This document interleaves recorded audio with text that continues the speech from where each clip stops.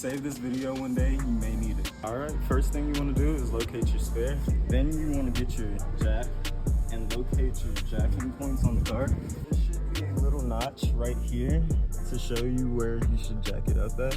And then you jack it up.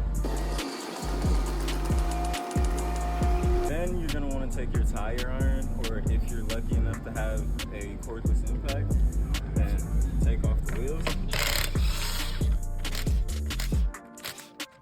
Then you're gonna want to grab your spare.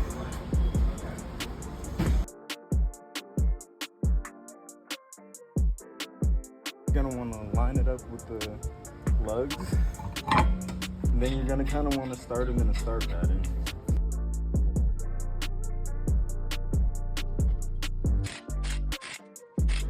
And after all that, your tire is on. All you need to do is lower your jack. You're all set to go.